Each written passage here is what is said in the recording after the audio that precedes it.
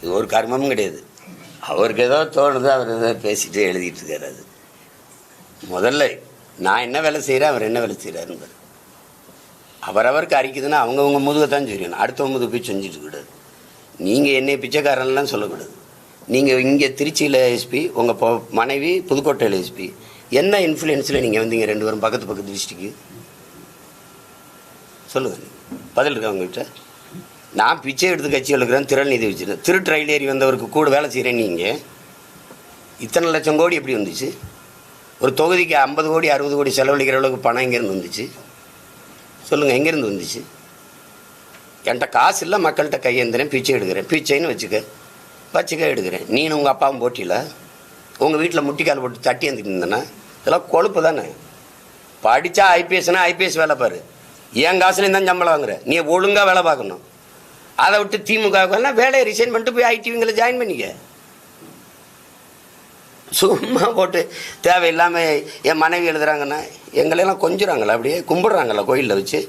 எங்கள் குடும்பத்தையும் தான் எல்லாம் எழுதுகிற போகிறான். ஏன்னா இப்படி நீ யாருக்கு வேலை செய்கிறியோ அவனே எழுதி இந்த 2 பேருக்கு இடையில பிரச்சனை இருக்கிறத நீங்கள் எல்லாம் இப்போ கேள்வி எடுக்கிறீங்களா? அதை ரசிப்பான். அப்படி தானே? என்னை அவமதிக்கணும். நான் பெண்களை மதிக்காதவன், இழிவாழுகிறவன், அவள் போலீஸ்காரர் குடும்பத்தை பாருங்கள் இப்படி எழுதுகிறாருன்னு. என் குடும்பத்தை எழுதுனதெல்லாம் நீங்கள் ஒரு தடவை போடுங்களேன், எடுத்து அனுப்பட்டா? எப்படி பார்க்கட்டா? அதெல்லாம் அவரவருக்கு வலிச்சாத்தான் தெரியுது. எங்கள் பிள்ளைகள் எழுத மாட்டார்கள். எழுதுனவங்களாம் நான் ஒன்று கேட்குறேன், எங்கே குற்றம் நகர்ந்தாலும் இங்கே கூட்டிகிட்டு வந்து நடவடிக்கை எடுக்க நீ யார்? கன்னியாகுமரியில் ஒரு பேச்சை பேசினார் துரைமுருகன். அங்கே இந்த இவர் இருக்கிற இடத்துல தான் காவல்துறை இருக்கா, வேறு இந்த இடத்துல இது வரைக்கும் எங்கேயுமே காவல்துறை இல்லையா? அங்கெல்லாம் நடவடிக்கை எடுக்க முடியாது. அதான் நேராக திருவள்ளூருக்கு கூட்டிகிட்டு வந்து அவர் மேலே எஃப்ஐஆர் போட்டு உள்ள தள்ளி குண்டாஸ் போடுவேன். அப்படி தானே? இவர் பாடினது விக்கிரவாண்டியில், விழுப்புரத்தில் எஸ்பி இருக்காரா இல்லையா? இங்கேருந்து தென்காசியில் போய் கைது பண்ணி இங்கே வந்து கைது பண்ணி எஃப்ஐஆர் போட்டு உள்ளே போடுறது காரணம் என்ன? பாட்டு என்ன? கள்ளத்தனம் செய்யும் காதகன் கருணாநிதி, அதான பாட்டு. இந்த பாட்டு நான் எழுதுனேன்னா இல்லை துரைமுருகன் மெட்டமைச்சாரா? அம்மையார் ஜெயலலிதா ஆட்சி காலத்தில் அவங்க எழுதி பாடின பாட்டு எல்லாருக்கும் தெரியும். அந்த பாட்டு அப்பா ஐயா கருணாநிதி இருந்தார்ல, அவர் காதில் விழுந்துச்சா இல்லை இல்லையா? இன்றைக்கி முதலமைச்சராக ஐயா ஸ்டாலின் அதை கேட்டாரா இல்லையா? வக்கலாத்து வாங்கி பேசுகிற வாடகை வாய்கள்லாம் அன்றைக்கி வாயில் புண்ணு இருந்துச்சா இல்லை பூட்டு போட்டிருந்தீங்களா? நாங்கள் பாடினவொன்னே உங்களுக்கு அது ஐயோ பாடிட்டாருன்றீங்க. சரி, பாடிட்டோம். இப்போ நீங்கள் வழக்கு போட்டீங்க. அது பாடின இடத்துல அந்த விக்கிரவாண்டிகளுக்கு விழுப்புரம் எஸ்பி போட்டிருந்தா அது முடிஞ்சிடுச்சு. இங்கே தூக்கிட்டு வந்து போட்டு சரி உங்கள் குடும்பத்தை எழுதிட்டான்னு சும்மா யாராவது எழுதுவானா? என்னையே எங்கள் அம்மா எழுதுகிறா, என் மனைவி எழுதுகிறா, அவன் கோபத்தில் இவனை எழுதிட்டானே வச்சுக்கிறோம். இவ்வளவு தொண்டர்கள் இருக்கிற இடத்துல இவ்வளவு என் கட்சி பிள்ளைகள் எல்லாரும் எழுதிக்கிட்டு இருக்காங்க, யாராவது எழுதிட்டானே வச்சுக்கிறோம். அங்கே விருதுநகரில் எழுதினவனுக்கு அங்கே காவல்துறை இருக்கா இல்லையா? அங்கே எஸ்பி டிஎஸ்பி இருக்காங்களா இல்லையா? ஏன் இங்கே தூக்கிட்டு வந்து கண்ணை கட்டிட்டு அடிச்சிங்க? சென்னையிலேருந்து ஒருத்தர் எழுதினவனுக்கு சென்னையில் போலீஸே இல்லையா? இங்கே எதுக்கு தூக்கிட்டு வந்து அடிக்கணும்? இப்போ தனி ராஜ்யம்.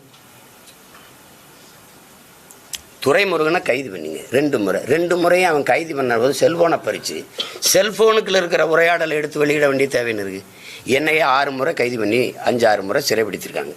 எடுத்தவொடனே காவலர்கள் இந்த அலைபேசி இப்போ இந்த மோதிரம் போட்டிருக்கேன்னா இது யார்கிட்ட கொடுக்கணும்னு கேட்பாங்க. அம்மாட்ட கொடுத்துருங்க, தங்கச்சிட்டு கொடுத்துருங்க, தம்பிட்டு ஒப்படைப்பாங்க. அருணாக்குடி வரைக்கும் எடுத்து கொடுத்துருவாங்க. இந்த செல்ஃபோனை நீங்கள் எடுத்து நோண்ட வேண்டியது வேலை போலீஸ் வேலை இல்லையே?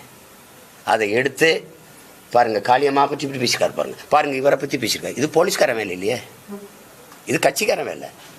அப்படின்னு நீங்கள் எடுத்து நீங்கள் தான் வச்சுக்கணும். நீ திமுக ஐடி விங்க்கு எப்படி போகுது? இந்த குரல் எப்படி போகுது?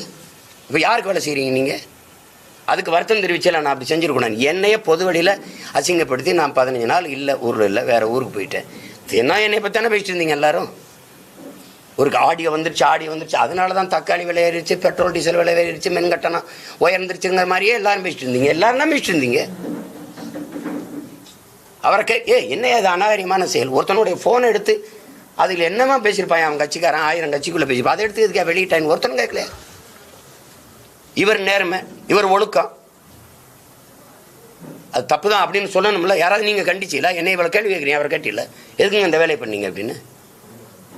அப்போ ஒவ்வொரு தலைவருடைய ஃபோனை எடுத்து வெளியிடுவோமா? நீங்கள் தனி மனித சுதந்திரம் பேசுகிறீங்க, கருத்து சுதந்திரம் பேசுகிறீங்க. இதை எடுத்துக்கொண்டு வெளியிடுறது வெட்டி ஒட்டி. ஒரு பேச்சு பேச முழுசாக போடும். முன்ன வெட்டி பின்ன ஒட்டி, அவர்கிட்ட பேசி இவர்கிட்ட பேசி, அது எத்தனை பேர் வாழ்க்கையை பாதிச்சிருக்கு. அதுக்கு எதாவது வருந்திருக்கீங்களா? வருத்தம் சொல்லியிருக்கீங்களா? அது என்ன உங்கள் குடும்பத்தில் இருக்க பெண்களுக்கு மட்டும் மானம் அபிமானம் தன்மானம் எல்லாம் இருக்குது. எங்கள் குடும்பத்தில் நாங்கள் ஈனப்பிறவியில எங்கள் தலப்பனுக்கெல்லாம் மான மரியாதை கிடையாது. அவரவர் வேலையை அவரவர் செஞ்சால் சரி. நான் உனக்கும் உன் பிள்ளை உனக்கு பின்னாடி வர உன் சந்ததிக்கும் சேர்த்து அந்த போராட்டிருக்கேன். நீ கூலிக்கு வேலை செய்கிற, சம்பளம் வாங்குற, எனக்கு என்ன இருக்குது? இத்தனை கேள்வி கேட்குற ஊடக நீங்கள்லாம் கொள்கை கூலி வாங்குறீங்க, சம்பளம் வாங்குறீங்க. நாங்கள் கொள்கைக்கு போராடுறவங்க எதுவுமே கிடையாது. எங்களுக்கு நீங்கள்லாம் ஒரு நிறுவனத்தில் வேலை செய்கிறீங்க. இந்த நிறுவனம் இல்லை, அது சரியில்லைன்னா வேறு நிறுவனத்துக்கு போகும். நாங்கள் எங்கே போகிறது? இந்த வேலையை ஏன் செஞ்சேன்னா படம் எடுத்து பொழைச்சிக்கலாமே. அப்போ இந்த வேலையை ஒருத்தர் செய்ய வேண்டியது இருக்குது.